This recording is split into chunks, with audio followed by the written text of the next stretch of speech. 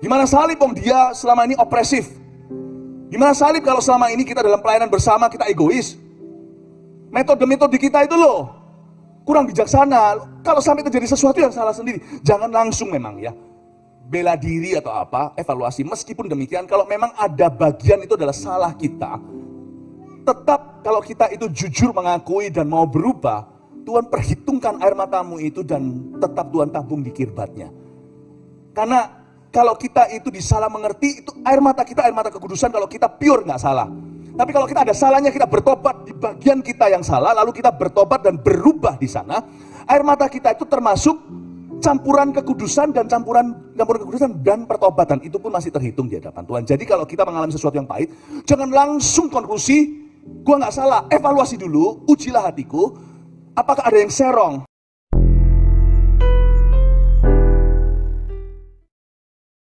Buka bersama dengan saya di Keluaran pasal yang ke-29 ayat 22 sampai 25.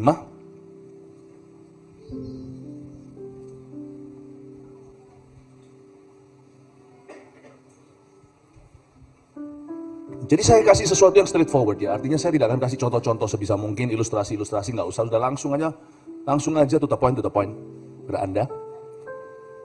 Dan segala macam kiasan, cerita semuanya sudah biar buku aja yang melakukan tugas itu. Saya sudah pernah menulisnya, saya tidak akan ulangi. Ada beberapa cerita-cerita yang saya ambil juga dari biografi, saya nggak tahu masih ada nggak. Itu biografi bukan autobiografi, saya tidak menulis sendiri, tapi seorang rekan yang menulisnya.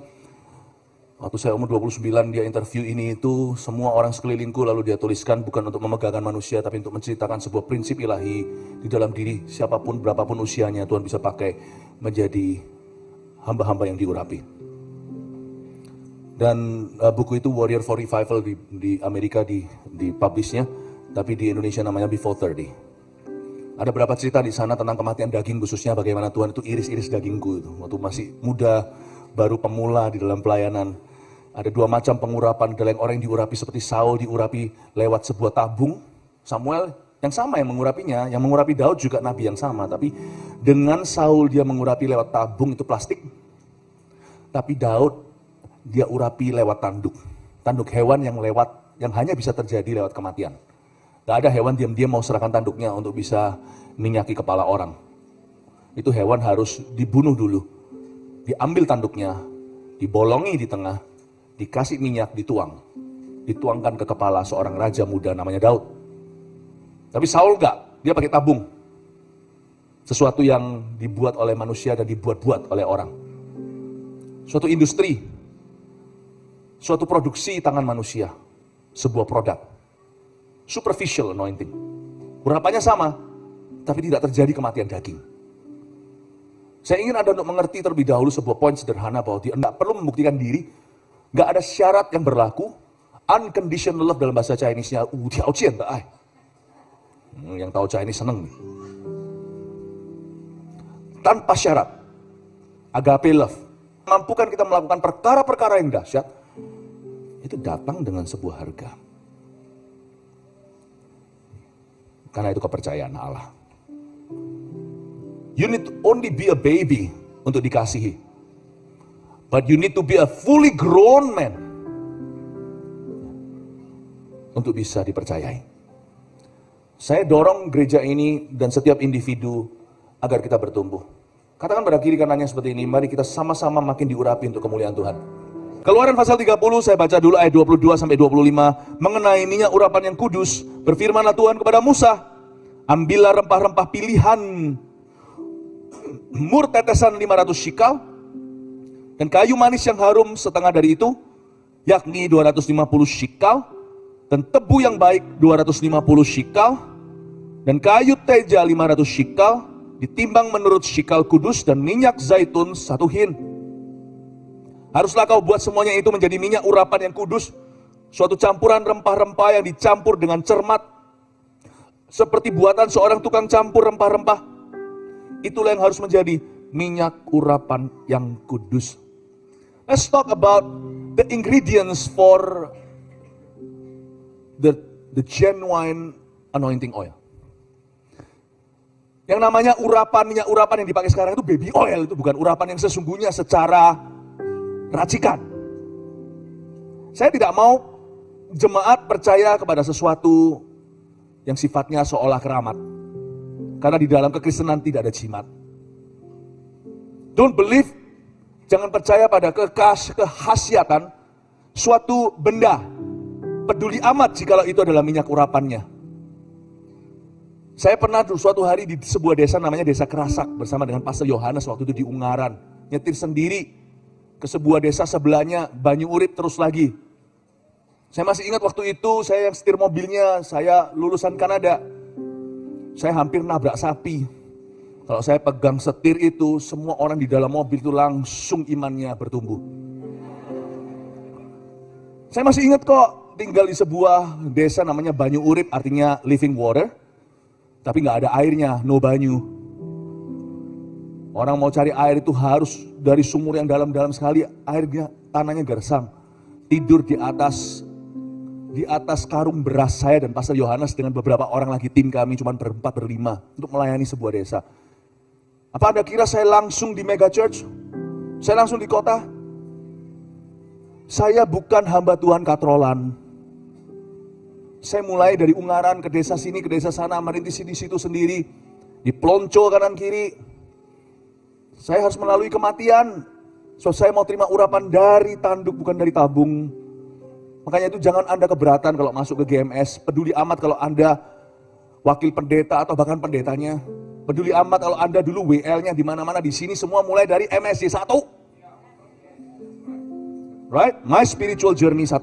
Mulai lagi dengan CK 8 kali dari 12 kali pertemuan consecutively. Jangan miss anything supaya dapat NIJ nomor induk jemaat.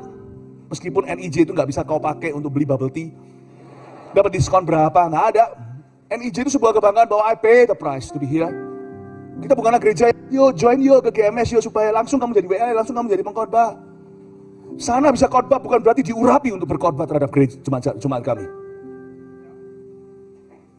Karena kita tidak beli kata-kata. Yang kita terima adalah urapan Allah. Minyak itu ada harganya. Just because sana cakep bukan berarti jadi suamiku.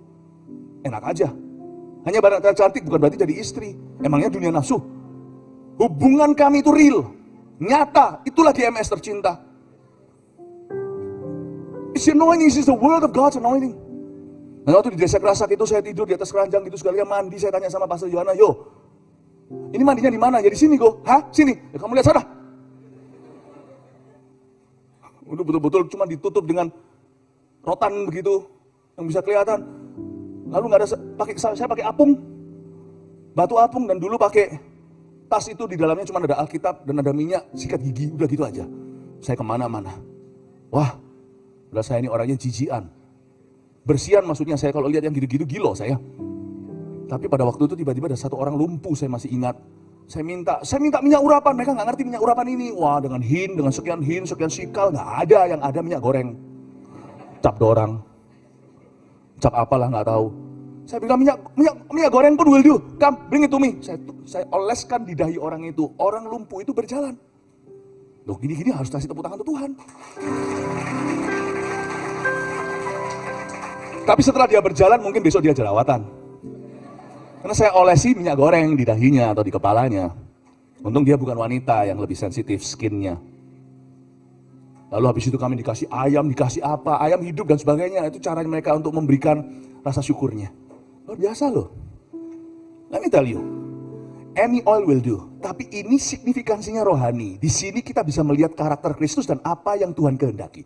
Waktu kita baca di dapur urapan ini dan semua ingredient atau semua bahan, kita bisa mengerti what God really wants. Apa yang Tuhan sentau di kansang sama. Tuhan itu sebenarnya lihat apa sih? Bukankah Tuhan itu disebut sebagai Allah yang melihat hati? Lalu apa yang dia lihat kira-kira di hati kita? Apa kira-kira yang dipandang sama Tuhan? Sebab kalau koko-kokonya Daud itu semuanya gagah perkasa, Tuhan sama sekali gak melirik ke mereka. Pasti ada sesuatu dalam diri Daud yang Tuhan pandang. What is it? Nah, masuklah ke dunia Tuhan, di mana telur dan ayam sama-sama berlomba-lomba. Kalau dalam dunia ciptaan, ayam dulu lah, mana ada firman yang berkata maka Tuhan menciptakan telur. Tuhan ciptakan hewan, lalu hewan itu bertelur. Tuhan ciptakan pohon, pohon itu buah, lalu buah itu dalamnya ada bijinya. Tapi di dalam dunia urapan, saling berlomba-lomba. Sebenarnya, diurapi dulu atau bayar harga dulu untuk diurapi? Dua-dua lah. Orang yang diurapi nggak akan takut bayar harga. Orang yang diurapi tidak akan punya mental instan. Meskipun mujizat itu terjadinya spontan. Tapi kalau kita mau semakin diurapi, kita harus rela untuk disalibkan. Pesan yang saya bawa ini tidak akan mudah, gampang didengar, susah dilakukan. Tetapi lebih susah lagi kalau kita tidak melakukannya, berarti hidup kita akan penuh dengan kehampaan, hampa urapan. Saya ingin Anda untuk mengerti bahwa urapan itu nyata dan semua bahan-bahan yang disebut di sini itu mengandung signifikansi rohani. Are you with me? Let's go through one by one. Not hard kok. Cuman beberapa aja bahan-bahan saya jelaskan ya. Pertama ayat 22 berfirman Tuhan kepada Musa. Ambillah rempah-rempah pilihan. Yang pasti bukan kamu memilih aku yang memilih kamu. Jangan berikan pada aku, kata Tuhan, apa yang kau kira baik atau kau pandang baik. Lebih baik mendengarkan daripada sok tahu. Yang Tuhan kehendaki bukan korban. Obedience is better than sacrifice. Banyak orang kan begini, maunya itu beri sesuatu dan menurut dia bagus. Tapi itu bukan kehendak Yesus. Saya pernah dulu, waktu papa saya ulang tahun, saya kasih bolpen yang mahal. Waktu saya mulai pelayanan, papa saya juga tahu nggak mudahnya karena saya itu pergi ke pelosok-pelosok. Saya tidak bergantung sama orang tua. Belum juga punya pekerjaan, saya hidup dari iman pada waktu awal-awal masih saya kuliah. Waktu pulang saat summertime ke Indonesia. Papa saya tahu dan saya belikan bolpen itu. Karena waktu itu koko saya beritahu, papa pasti suka. Kalau memang mau tanya papa suka apa, tanya papa, jangan tanya koko. Nah, koko saya bermaksud baik, tapi ternyata meleset pula. Karena dia bukan papa, saya kasih bolpen mahal. Papa saya kelihatan wajahnya sedih. Saya bilang, kenapa papa sedih? Papa saya pertama agak marah. Ngapain? Kan semua lang V. Buat apa? Foya-foya. Papa saya tahu, saya kira wah saya langsung tertemplak rasanya. Papa kok gitu? Itu awal-awal saya lahir baru. Tapi habis itu papa saya itu baik hati padahal belum Kristen dan kata, sorry. Papa tidak bermaksud untuk melukai hatimu. Tapi papa cuma eman aja sayang dengan. Janganlah. Atau papa tidak perlu. Sungguhan papa saya bukain sorokan. Krrrr, dibuka. Tahu nggak apa terjadi? Bolpennya ada 5 yang kayak gitu. Dari koko semua. Nah ngapain gua kasih yang ke-6? Marah saya sama koko saya bilang aduh. Ngapain? This is not what I need. This is what you think I need. Kamu kira papa butuh ini? I don't need this. Janganlah kasih Tuhan apa yang kau kira dia mau. Rempah-rempah pilihan ini Tuhan yang pilih, bukan pilihanmu. Literally. Dengarkan dulu sebelum kamu berbuat sesuatu. Jangan bayar semua harga. Tuhan tidak minta segala harga. Tuhan sudah bayar harganya. Lunas di kayu salibnya. Tapi apa yang kukatakan perlu, pentingkan itu. Apa yang kukatakan tidak perlu, jangan kau besar-besarkan. Orang yang diurapi Tuhan itu profesional. Dia tahu mana adopsi, mana aborsi. Ini bukan soal baby. Ini adopsi karena ini hati Tuhan. Yang ini aborsi, ini gak penting ayah. Orang yang diurapi itu ya, gak manja. What do I feel? How do I feel today? I think I'm not feeling good. Gua nggak cocok. Saya nggak cocok sama itu, sama nggak. Orang yang diurapi Tuhan itu cocok sama semua orang. Orang lain nggak cocok sama dia bisa, tapi dia selalu cocok sama orang lain dan dia selalu akan mencocokkan orang lain. Nggak ada tuh. Setahu saya semakin kita diurapi, semakin inklusif bukan semakin eksklusif. Aneh. Saya dan istri saya di sekeliling kami itu ada orang tipe A, tipe B, leader atau bukan. Ini nggak cocok sama ini, itu nggak cocok sama itu. Itu sama ini nggak cocok sama ini sama itu nggak cocok sama itu. Paham? Tapi semua cocok sama kami. What does that speak about you? That you are anointed above the rest. That everybody finds their source of water in you. Saya nggak percaya, aku dicekin nggak cocok, aku gini, aku kerja sama itu nggak bisa. Hayya. Diurapi so tanggung-tanggung gaya-gaya. Sorry ya, sekali-kali aja saya ngomong apa adanya ya. Saya bukan sok diurapi yang enggak sih ya. Karena orang yang diurapi pasti humble atau pasti ngalami humility. Nggak mungkin dia merasa he has arrived. No, that's not what I mean. You're mistaken. Tapi yang saya maksudkan adalah kadang saya melihat kayak begitu tuh saya cuma pendapat saya gampang. Hayya, dalam hati ya. Sekya. Anak kecil dulu. Anak kecil. Ini gak cocok, ini gitu, kelas ini. Kelas. Orang yang diurapi itu pembawa damai. Jangan kira orang diurapi itu membuat orang rebah. Itu iya. Bukan itu saja. Semua orang kan cocok. Bukan, Anda kan cocok sama semua orang. That's the anointing. Don't give God what you think He needs. Tapi apa yang betul-betul Tuhan pentingkan, adopt. Apa yang menurut Tuhan kurang penting, abort. Tangkap ya ini? Makanya di dalam leadership kita harus hati-hati. The more conflicts you have, the less anointed you will become someday. That's powerful. Berfirmanlah Tuhan pada Musa, ambillah rempah-rempah pilihan. Oke, mulai masuk ke ingredient pertama atau bahan. Mur tetesan 500 shikal. Katakan mur. Mur ini bukan sekrup ya. Minum sekrup lu mati gitu ya. Mur tetesan 500 shikal. Ini mur tetesan ini adalah bahan antiseptik. Mur di sini itu emas, kemenyan dan mur. Yesus waktu bayi dikasih orang-orang Majus kado untuk ibu Yesus. Yaitu emas untuk sekolahkan dia. Kan Yesus sekolah kerabian. Yesus tahu Taurat. Belajar semua, umur 12 sudah bisa berdebat. Sudah bisa tanya, bukan tanya jawab, sudah bisa beri masukan, luar biasa. Kemenyan. Itu untuk inilah ya. Aromaterapi, untuk apa? Untuk kesehatan. Dikasih exhaust, dikasih pendingin ruangan, gitulah zaman modernnya sekarang. Atau dikasih untuk penjernih udara. Tapi mur itu obat-obatan, dikasih toolkit. Yesus gak pernah sakit tapi dikasih untuk keluarga itu supaya nanti medical bill-nya gak seberapa. Itu semacam dikasih asuransi. Dikasih tanda merah palang itu. Dikasih dalamnya itu obat merah, obat luka. Dikasih salon, dikasih apa? Apa namanya itu, salon pas itu. Dikasih ini itu. Mur itu obat-obatan. Mur itu adalah bahan antiseptik yang pahit kalau Anda minum. Jadi suatu hari saya pernah pada waktu di dalam sebuah sebuah bullet train di negara lain. Waktu itu saya pergi dengan tim pelayanan, lalu ada satu tim pelayanan keluarin satu botol, dia bilang ini luar biasa ini antiseptik luar biasa. Wah, semprot apa aja bisa katanya, semprot di muka juga bisa, dimasukin di mulut juga bisa. Saya bilang sungguh entah. Dia bilang iya ini matikan virus. Masa sih sebelum corona? Masa sih? Saya lihat lagi, air ini kamu dibohongin ini. This is water. Saya bukan mau bunuh diri, tapi saya semprot di jari sedikit, saya jangan lakukan ini, don't try this at home. I think that's a foolish thing to do, but I did it. Just to prove my friend wrong. Saya, this is water, nyo. Kalau dia antiseptik dia pasti pahit. Pernah makan gak itu apa namanya? Apa ya dulu? Yang waktu saya step, waktu kecil pernah dikasih mama yang bulat-bulat itu mahal sekali, satu berapa juta itu. Apa? Binahong? Semua?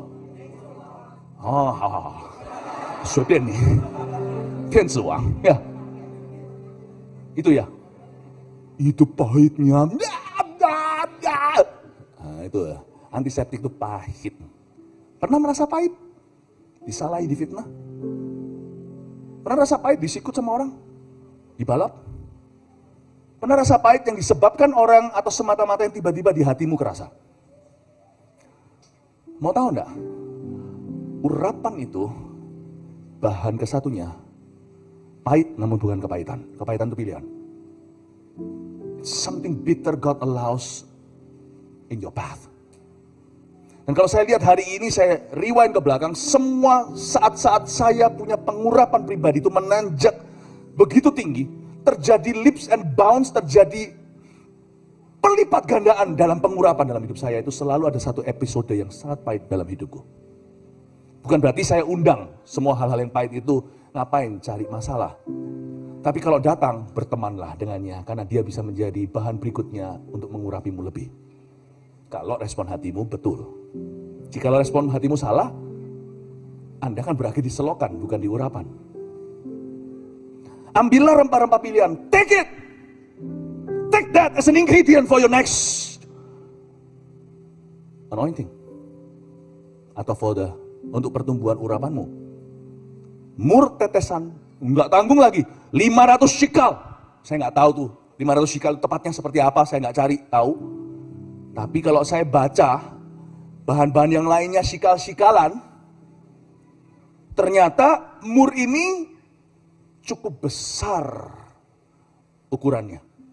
Karena kalau Anda baca berikutnya, kayu manis yang harum itu hanya setengah dari itu alias 250. Berarti mur atau sesuatu yang pahit, itu double porsi diberi. Nangkap ya? Betul-betul seolah-olah merasa overdosis ketika terjadi. Aku nggak tahan, kata orang Hokian, betahan nih gua. Saya nggak mampu lagi tanggung yang begini. Sumpah aku setiap hari kesel di hati. Aku nggak tahan Tuhan, kayak mau lari. Pernah kayak gitu? Kayak mau quit. Kayak mau quit. Anda sedang dimuri sama Tuhan. Rekor muri itu ada dua. Yang duniawi, Anda break some record. Ini dimuri sama Tuhan. Ini dikasih sesuatu kejadian atau suatu kondisi yang pahit. Ini bicara tentang kematian daging, the death to self. Lu bisa membalas tapi memilih untuk mengampuni. Kamu bisa mengeluh tapi kamu menangis, bukan meratapi diri tapi bersyukur dalam segala keadaan dan maju. Kita bisa merasakan kepahitan atau kita bisa merasakan Tuhan di situasi pahit ini dan berkata, kehendakmu bukan kehendakku yang jadi. Death to self, kematian daging. Semakin daging kita mati, semakin diurapi. Dan semakin kita diurapi, semakin mati daging kita. Terjadi sebuah lingkaran Tuhan, bukan lingkaran setan. Kalau lingkaran setan kan beda. Orang dilecehkan, nantinya dia juga melecehkan dan jadi predator. Wah, itu nggak mari-mari, nggak selesai-selesai. Nanti setelah dia jatuh korban lagi, gara-gara orang itu, orang berikutnya yang jadi korban, nanti jadi predator pula. Demikianlah dunia pelecehan di dunia, nggak selesai-selesai. Gak rampung-rampung. Lingkaran setan itu ada, tapi lingkaran Tuhan juga ada. Orang yang diurapi akan semakin mati dagingnya. Orang yang diurapi itu bukan sok diurapi, bukan. Orang yang diurapi Tuhan sesungguhnya Anda bisa lihat. He's almost, gak ada orang yang sepenuhnya mati dagingnya. Itu kita semua mati setiap hari menyangkal diri. Kathryn Kuhlman berkata, I die 1,000 deaths. Orang yang diurapi itu akan kelihatan satu manifestasi. Sebelum Roh Kudus bekerja nge-flow dalam pelayanannya, Anda melihat roh membunuh dagingnya. The Spirit.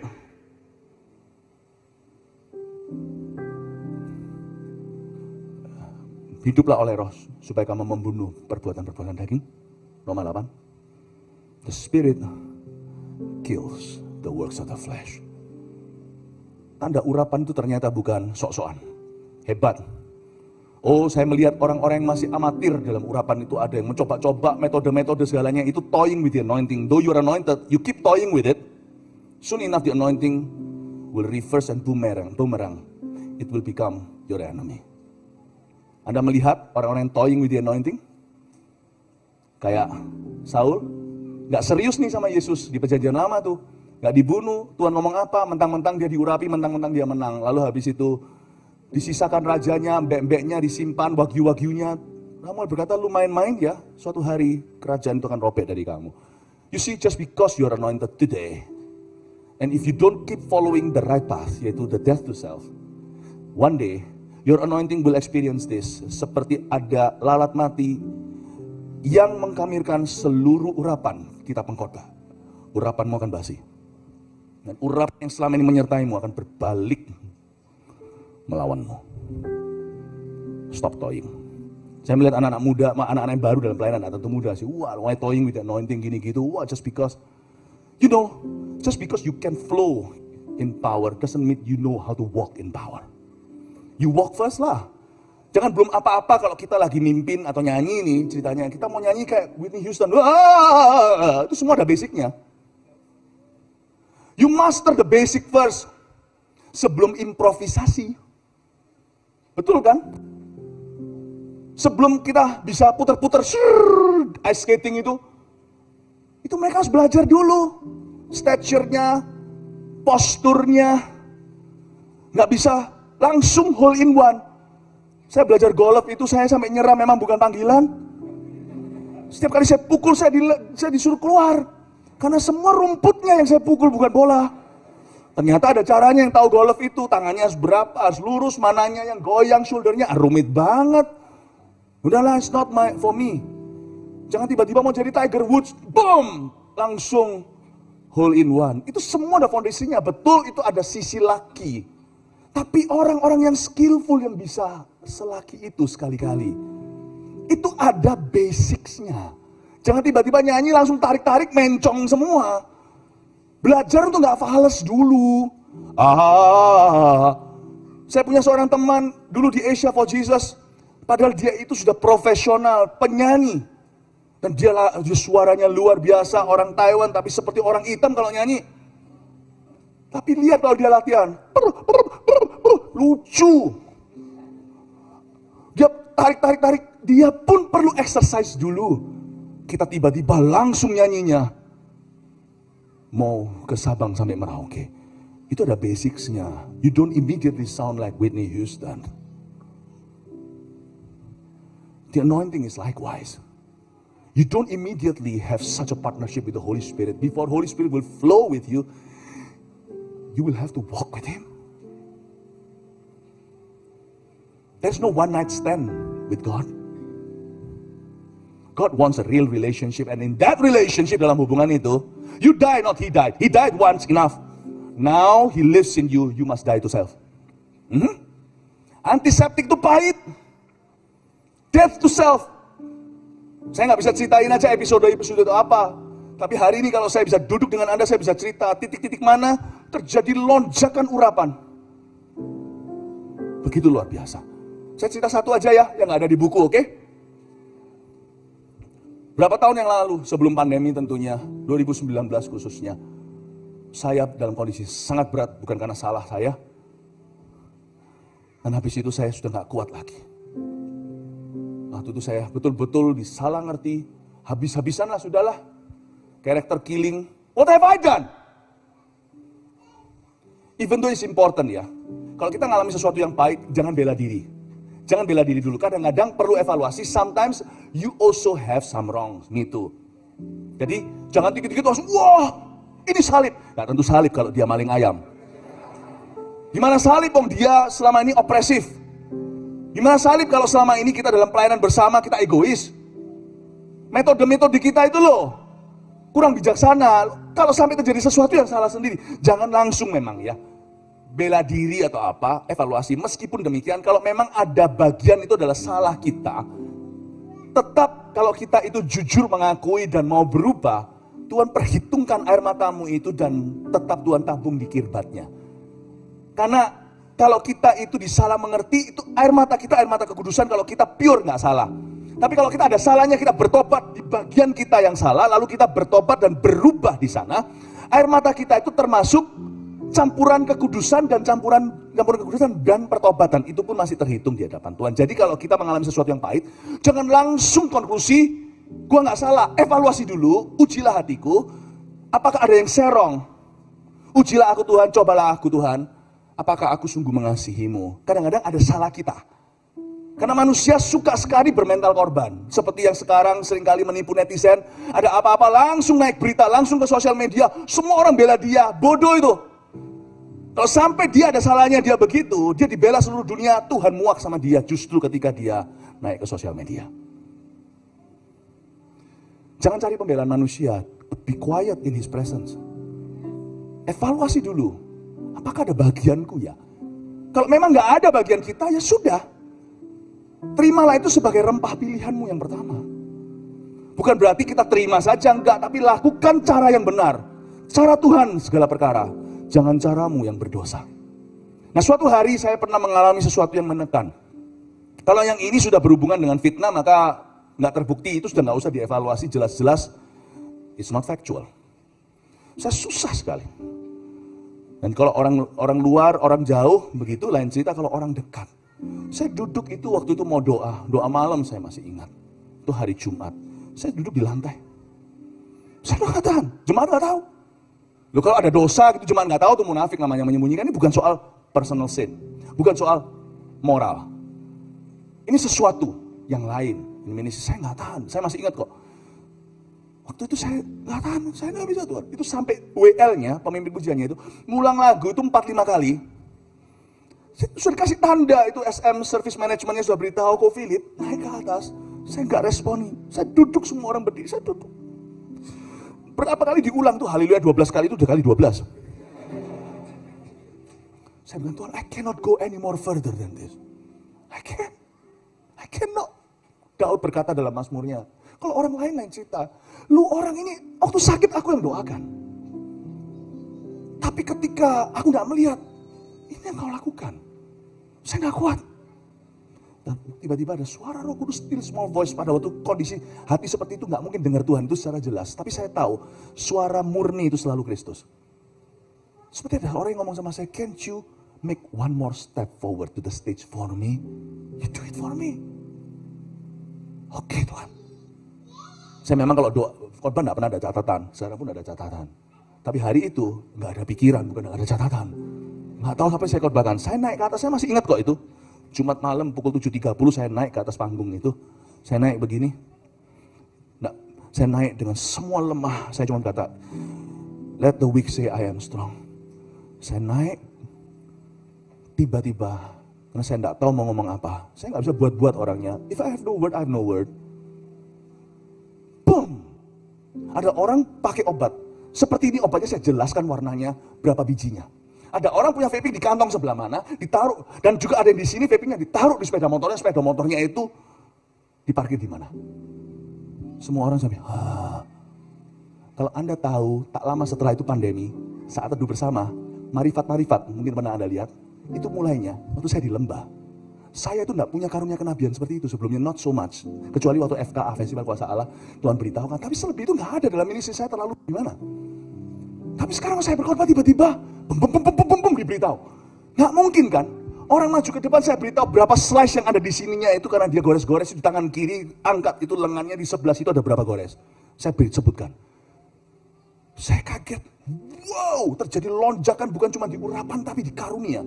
It's when I was in the valley. I chose to make obedient steps forward because it's my job. I serve God because it's not because it's easy. I serve God because it is right. Nah, saya move up. Waktu saya naik ke atas panggung tersebut, boom! Anointing untuk marifat. This, take off. Boarding call. Cabin crew, please prepare for take off. Bom. Orang dijamah Tuhan, dilawat Tuhan. Lalu setelah itu saya sampaikan firman, dilawat Tuhan lagi. Saya turun tidak feeling better. But I was more anointed. Ever since then. Setelah itu pandemi. 2020. Lalu habis itu hikmat marifat, keterusan Rabu Sabtu. Siapa di sini yang nonton saat teduh bersama angkat tangan? You see? Hallelujah, to God be the glory. Kalau Anda kira saya nabi, Anda salah. Untuk saya bisa kenabian, saya harus dimartir dulu. Martir itu bukan mati untuk Kristus saja. Martir itu hidup untuk Kristus dalam kematian daging. Welcome to the first ingredient of the anointing. Lalu kenapa kalau orang itu sedikit disenggol di gereja, pindah gereja? Sekia.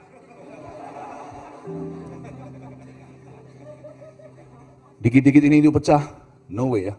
Sudah terlalu banyak gereja Indonesia pecah di luar negeri mana-mana. Not our church.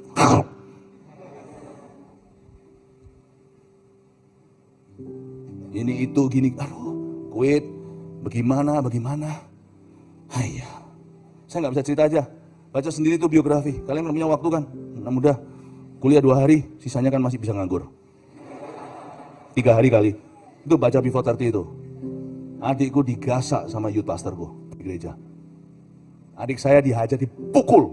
Umur 9 atau umur 11 saya lupa. Dipukul sama orang umur 20-an who happen to be my youth pastor dulu. And my praise and worship pastor as well. I stay in that church until the end of my stay in Canada. Under his leadership. Yumbe tahan di bawah. Cik gimana? Sekia. Kalau saya ikut perang. Kalau saya ngomong gini sama jemaat gak bisa. Saya ngomong sama murid. Jadi saya gak anggap Anda orang luar. Jadi saya harus pakai ilustrasi. No way, gak usah pakai paman. Kalau Yesus sama murid-muridnya ngomong apa adanya. Blatantly. Nah, beritahu ya. Kalian kalau begitu. Sorry yang lebih tua kalau saya kalian-kaliankan. Dalam hal ini sekarang saya bertindak sebagai dalam urapan Bapak. Dalam otoritas Bapak. Kalian kalau begitu ya. Nggak usah ikut perang. Minum aja, mencedok air itu dengan lidah seperti papi atau seperti anjing. Nggak usah ikut perangnya Gideon. Gua bawa 300 saja, nggak usah 1000. Sekya. Anak kecil maksudnya. Ini bukan bahasa Korea. Kalau sekya bahasa Korea itu bahasa jelek. Ini bahasa Hokkien. Sekya anak kecil loh. Nggak tahu apa-apa. Kapan mau grow up? Berapa tahun ikut Yesus? 1 tahun? 10 tahun? Kok masih gitu? Kapan mati dia dagingnya? Ya ampun, udah ikut Yesus 5 tahun masih demikian. Gimana dipakai Tuhan? Maunya gagah perkasa, tapi ompong gigi rohaninya. Haleluya. Ngomong kanan kirinya, gua bukan Sekya.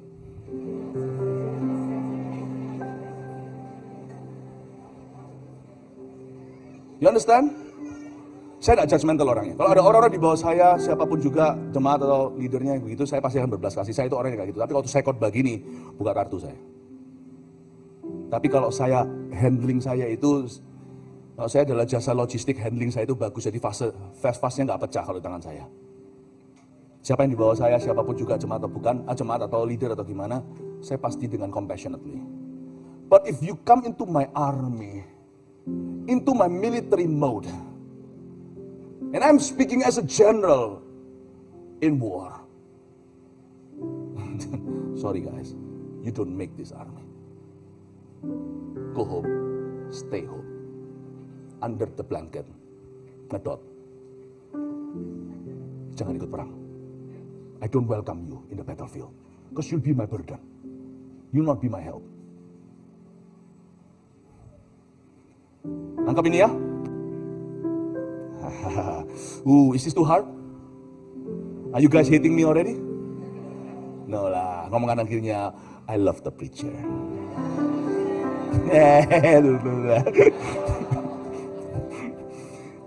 Mur tetesan itu 500 shekel. Tapi kok coba lihat ya ingredient bahan kedua. Tapi kayu manis yang harum setengahnya dari itu, hanya setengah dari itu, yakni 250 shekel. Kayu manis, katakan kayu manis. Kayak katakan cinnamon. Cinnamon itu bagus sebenarnya untuk kesehatan ya.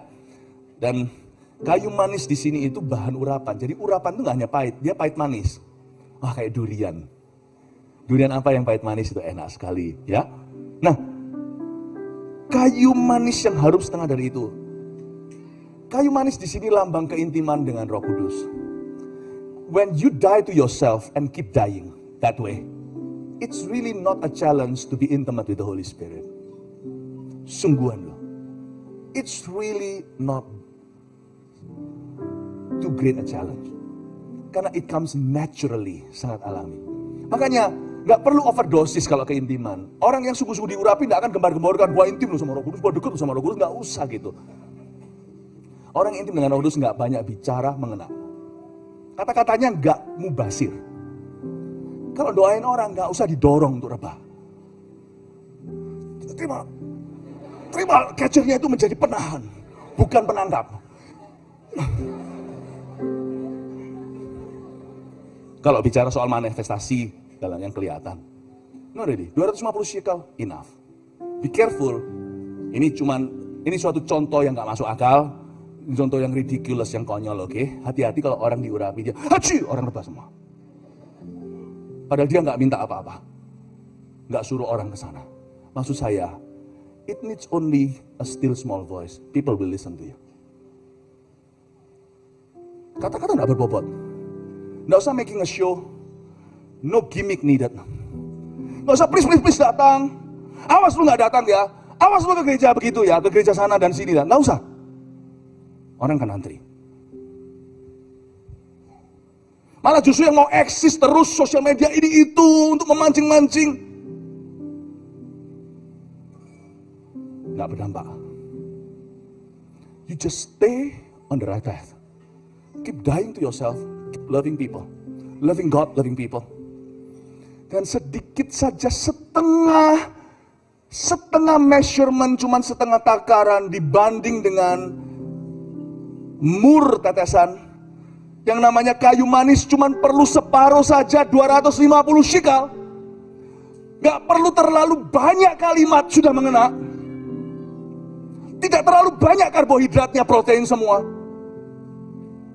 Dan tidak perlu banyak beraksi dan bahasa Ibrani keakean gaya.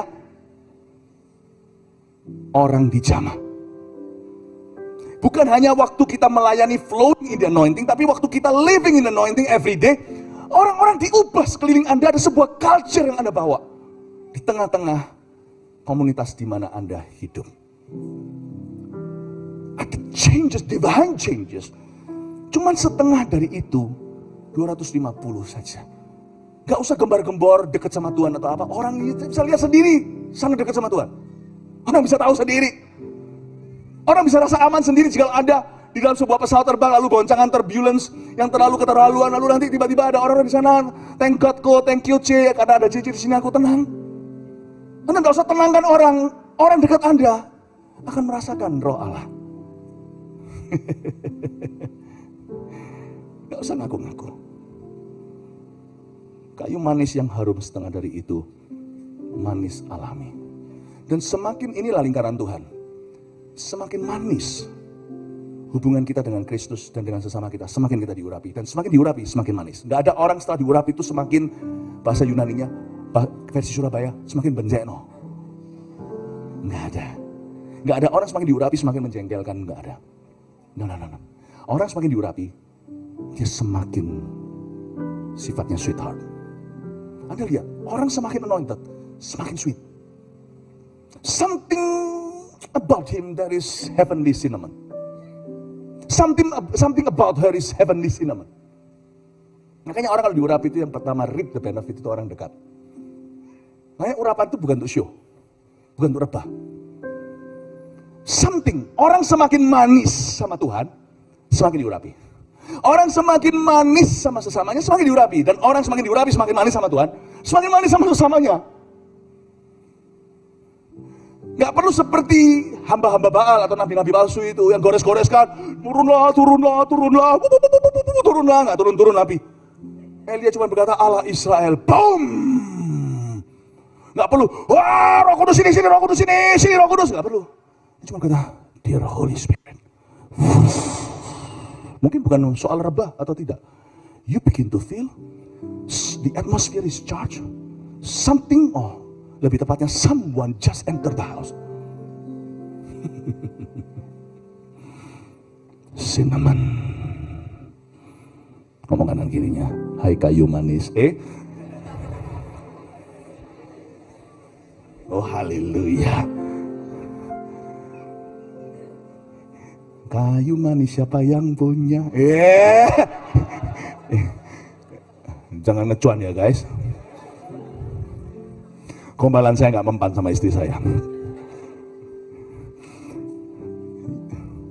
Be really sweet. Lanjut ya. Siapa diberkati Tuhan, amin? Itu tepuk tangan seperti rintik-rintik hujan nggak jadi. Jadikan.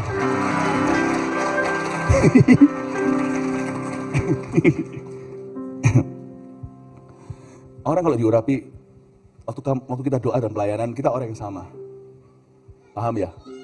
Nggak tiba-tiba berubah bahasanya. Kalau khotbah, kalau ngomong ya kurang lebih gitulah, 11-12 sama.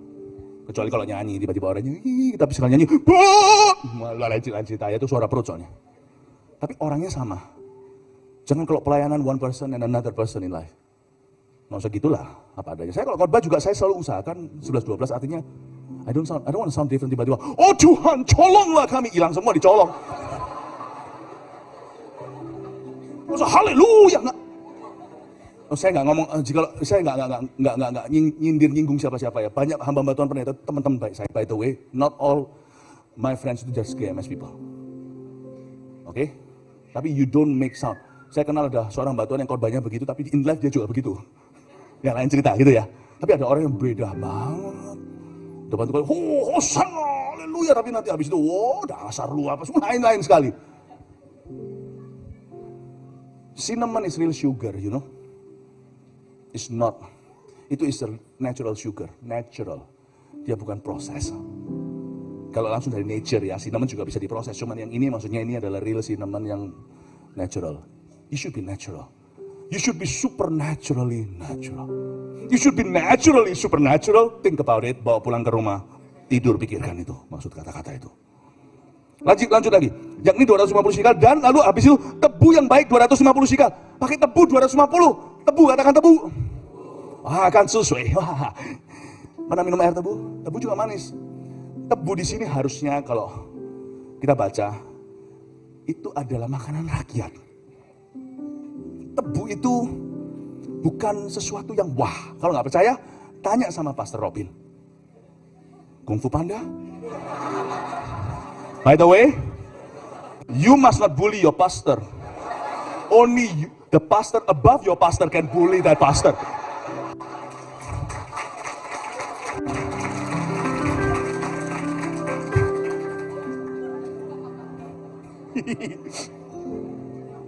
Tebu is not luxury. Menurut saya kesalahan harusnya.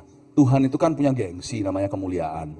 Harusnya wine lah. Mana ada orang konglomerat kalau lagi pesta segalanya itu buka wine-wine murah. Tebu apalagi minumnya tebu. Ngapain itu? Mau minum sekalian. Whisky yang itu loh. Apa itu yang mahal sekali itu? Harganya puluhan juta atau ratusan. Wine-nya yang tahun berapa, yang Petrus atau apa. Bukalah yang Petrus, yang Paulus, semuanya keluarin semua Yakobus. Harusnya. Tebu, gak malu Tuhan. Di dalam urapan itu terkandung a very humble material. Orang yang diurapi pasti makin humble. Dan semakin humble, semakin diurapi. Itu sungguhan. Semakin you talk about yourself in life or in your ministry, semakin less loyal people will be to you. Because God is not with you, not for you. Sebab semakin kita melayani Tuhan, semakin tebu, semakin selfless. Ngerti ya? Semakin humble. Makanya orang kalau semakin diurapi, hidupnya nggak nambah tinggi. Naik ke puncak gunung, enggak. Orang yang diurapi itu semakin seperti padi yang sudah kuning, semakin menunduk. Dia semakin appreciate. The more anointed I become, the more appreciative I have become with people that serve to my right and left. Saya sangat-sangat menghargai. Saya punya satu kebiasaan, dan saya lihat di gereja kita juga hamba Tuhannya punya kebiasaan untuk menghargai orang-orang yang servis ini, yang pakai seragam, yang pakai apa. Because karena kita naturally nggak merasa kita lebih tinggi dari mereka. Ya, secara badan saya memang lebih tinggi dari Pastor Samuel ya.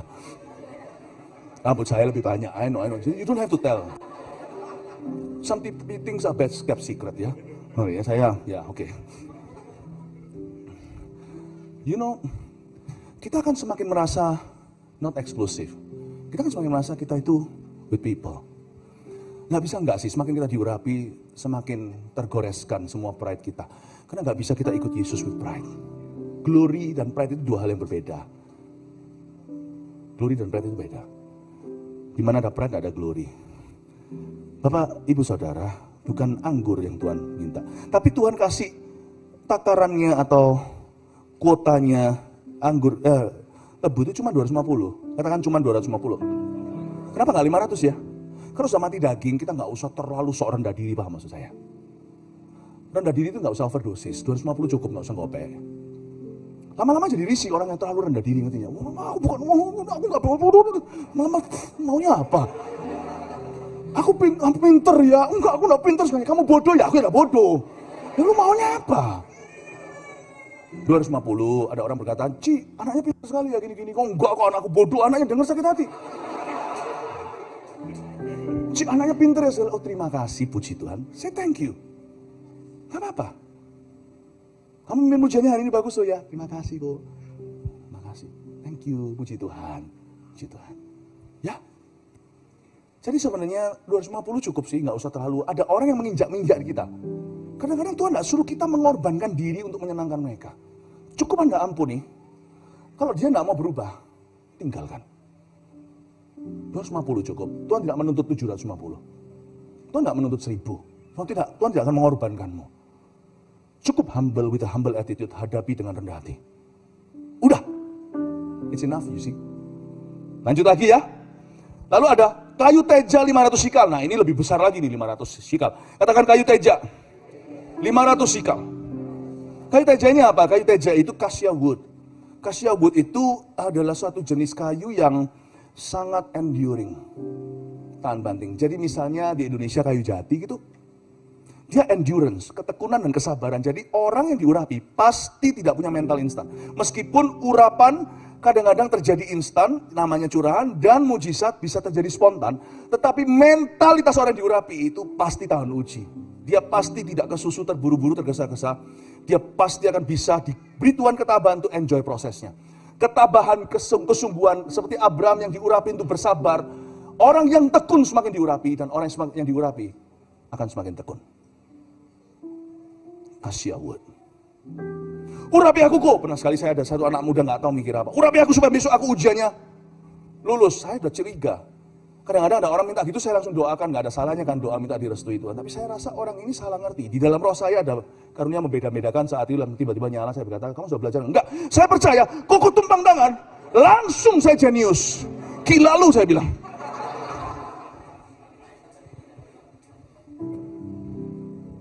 Saya bilang, kamu kira tanganku mengubah responsibility-mu? Bilang enggak. Tumpang tangan kok, enggak mau. Kalau saya tumpang tangan nanti, kamu justru hilang memori. Aku buatmu linglung. Paham maksud saya? Kasih awet, tekun tabah. Sometimes when you don't experience a miracle yet, pernah lihat nggak orang kanker belum sembuh dan Tuhan tidak sembuhkan secara mujizat? Ada juga yang begitu, ada yang disembuhkan langsung. Saya pernah melihat perkara-perkara heran terjadi. Saya pernah melihat di salah satu FKA, itu sampai sudah ada di dalam grup waktu itu, sampai ditunjukkan kankernya itu langsung zut, menyusut tahun 2018, 2019 waktu di Pakuwon, di Surabaya, di outdoor waktu itu, 22.000 ketika itu yang hadir, 88.000 yang nonton di rumah sebelum zamannya COVID, waktu orang-orang from home semuanya online. Dan saya ada satu yang gede segini kankernya, zut, menyusut, jatuh. I've seen that how cancer fall off. Saya tidak melihat sendiri, saya ditunjukin gambarnya semuanya dari panitia waktu itu yang tidak semua bisa disaksikan di atas. Kadang-kadang terjadinya waktu mereka pulang tiba-tiba menyusut. The anointing of God knows no time, keeps on working in the lives of those who need it.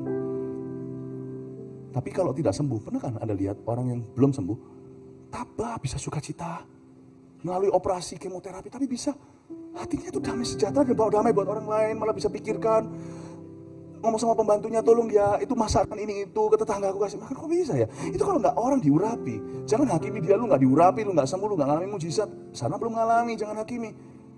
Itu orang bisa mikir kayak gitu di tengah-tengah seperti itu tubuhnya. Itu kalau nggak urapan, what is that, tell me? Urapan itu sifat Tuhan, tekun, sabar, tabah. Terakhir, haleluya. Dan minyak zaitun 1 hin. Minyak zaitun 1 hin. 1 hin itu berapa? 1 hin itu 6 liter. Diperlukan 2-3 liter minum air, kata dokter, untuk kita menjaga ginjal kita. Jaga hati guys, tidak bisa cuma 2-3 liter air. 6 liter. Jaga hati. Berarti hati dijaga lebih ketat daripada ginjal kita. Hubungan kita lebih berharga daripada biji mata kita. Kalau nggak percaya, tolong pura-pura saja, jangan sungguhan, nanti saya disu. Orang kanan kirimu, tolong ya diculek matanya. Nggak mungkin kena, dia langsung pasti tutup, dia jaga tuh. Jagalah doa kehidupan doamu, lebih dari itu. Jagalah kehidupan firmanmu, lebih dari itu. Ginjal dijaga 2-3 liter. Nggak jaga, gagal ginjal. Ginjal cuma 2, 11 sentian masing-masing. Potong setengah, ambil 1, tinggal 11 senti. Lalu habis itu cuci darah. Cuci darah sampai sekian lama nggak bisa turun-turun, nggak bisa apa-apa. Transplant, lalu mati. Jaga itu, minum yang baik. Tapi ternyata ada yang lebih dijaga. Kalau ginjal 2-3 liter doang, itu air saja. Ini minyak zaitun urapan. Jaga dengan Roh Kudus 6 liter. 6 liter. Sedikit negatif spirit masuk ke kloset. Dalam nama Yesus.